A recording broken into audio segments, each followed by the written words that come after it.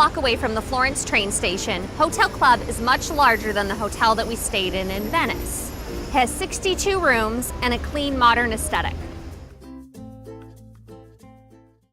What would a trip be to Italy without a day of wine tasting in Tuscany?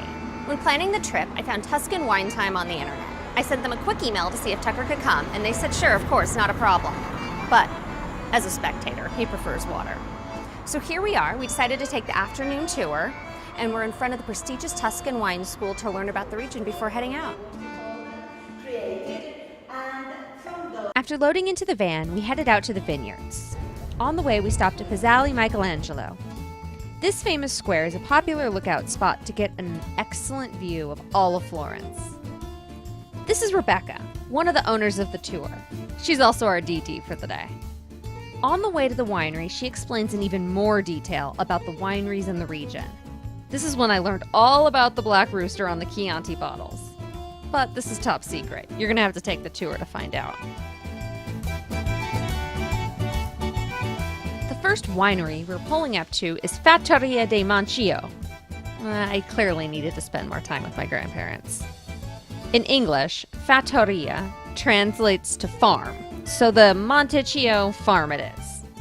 The farm is located in one of the oldest parts of the Chianti Classico area. The property is about 120 acres in size, and not only do they grow grapes for the wine, but they also have an olive grove for making olive oil.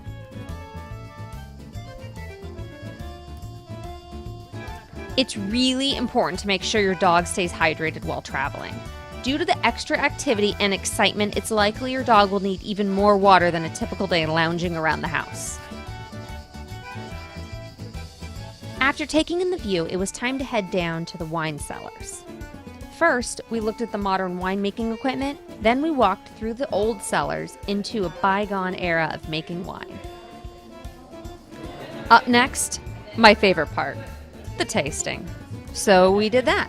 We tasted and tasted some more and tasted even some more. They do not hold back in Tuscany.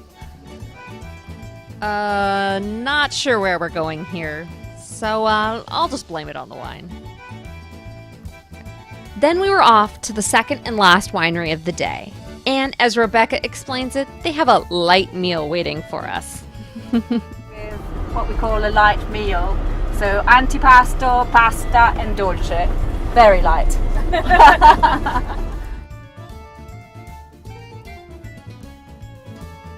I know what you're thinking right now.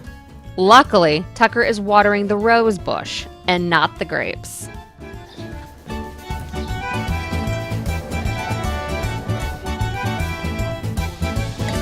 Pico is always a blend of three traditional red grape varieties that we grow here.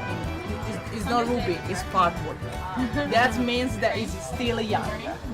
So taste is a little bit. Today's been wonderful. Started off with a little spiel at the Tuscan Wine School about the area and how wine should taste and how wine should smell and how wine should look, with a glass of wine, of course. And then went to winery number 1, got some olive oil and bread and lots of wine. And then winery number 2 with lots of more wine and about a 3-course meal and a plate full of steak for Tuck.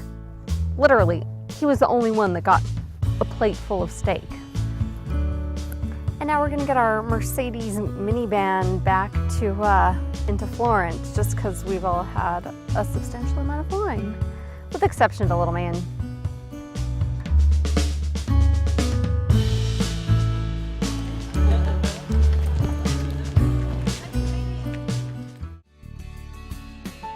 As we crossed the famous Ponte Vecchio, which translates to Old Bridge in English, we were excited to find that Florence was full of night dwellers exploring the city. As you can see, Tucker's prancing around and excited to see some doggy friends out enjoying the Florence nightlife.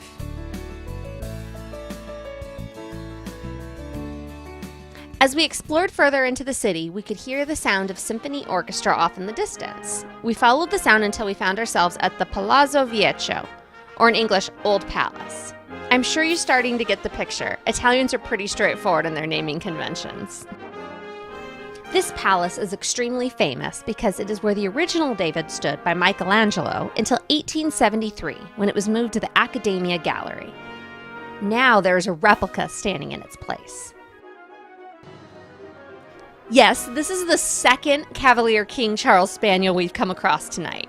I guess it's a King Charles kind of night.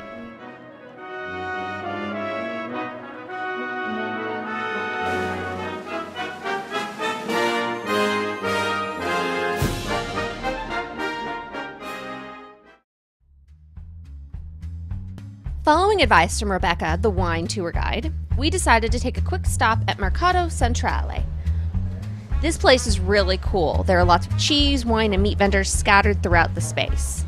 And once again, not a single person said a word about bringing Tucker into the market.